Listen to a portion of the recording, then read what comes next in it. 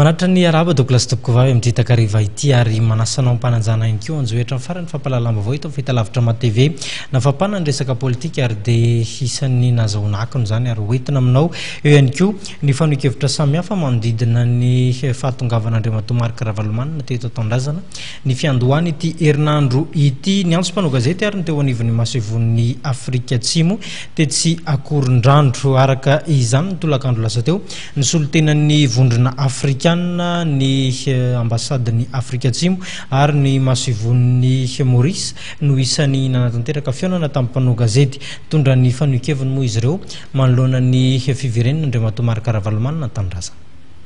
Nanazava ny fomba fijerin'izy ireo ny toetra raha-pirenena malagasy ny vondrona raisam-pirenena izay nsoloan'ny tena ny vondrona afrikanina miasa simoana eto Madagasikara mahasoivoan'ny Afrika Atsimo ary mahasoivoan'ny Maurice androany teny Akorondrano toerana misy mahasoivoan'ny afrikanina tatsimo.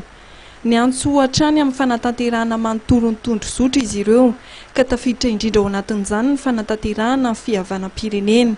Raha nambaran'Andriamatoa Gert Grobler izay mahasoivoan'ny Afrika Atsimo eto Madagasikara dia efa mifampiresaka tamin'ny filoha Hery Rajaonarimampianina izy ireo ary nanamafy hatrany ny filoha malagasy amin'ny fahavonona ny roso amin'izay fampihavanana izay.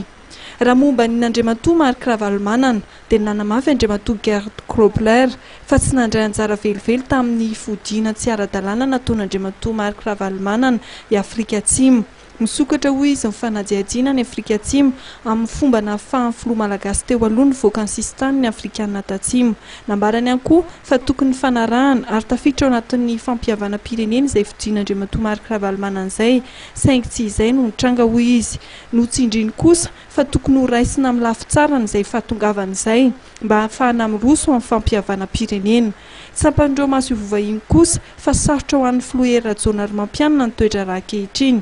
Miankina amin'ny filoha malagasy hoy ireto mahasoivo ireto ny fiantsoana ny fampihavanana eto Madagasikara sy ny fanatanterahana hatramin'ny farany tondrozotra ary ny rosoana amin'ny fampandrosoana.